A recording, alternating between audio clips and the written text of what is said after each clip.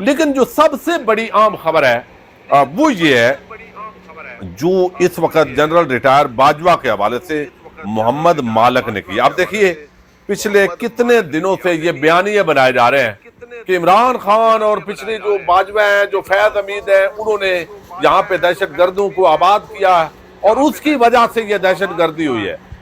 اچھا اس پہ جنرل باجوہ نے چیلنج کر دیا ہے اور یہ محمد مالک نے بات کی ہے اور چیلنج یہ کیا ہے. وہ کہتا ہے کہ اوپن ہونا چاہیے, عوام کو سننا چاہیے, اور یہ عمران خان کے حق میں گواہی ہے. یعنی وہ پہلے تو کہتے ہیں نا مشترکہ کہ بھئی وہ کہتے ہیں یہ ڈسکشن ضرور ہوئی تھی کہ اگر ہم یہ کر لیں تو اس کے اندر کوئی بینیفٹ ہے یا نہیں ہے.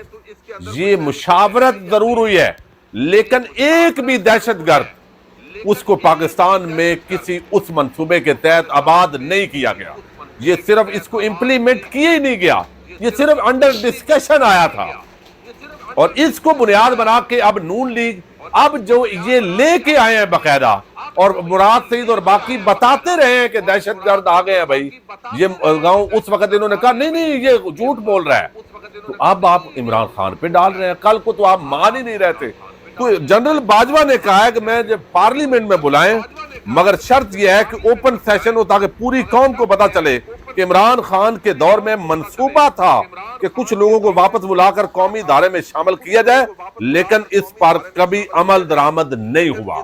اب یہ سب سے بڑا نون لیگ کا موجودہ جو کرچے چمچے بات کر رہے ہیں ان کا جھوٹ بے نقاب ہوا ہے, اور عمران خان کے حق میں اور اپنی گواہی دینے کے لیے جنرل باجوہ پارلیمنٹ کے اندر آنے کے لیے تیار ہے, اور یہ محمد مالک نے یہ خبر دی ہے. تو اب دیکھتے ہیں نون لیگ میں اگر کوئی جرت ہے تو بلائیں جنرل باجوہ کو تاکہ پتا چلے. وہ کہتا ہے بھئی بتاؤ کس جگہ پہ دہشت گرد آباد ہوا ہے.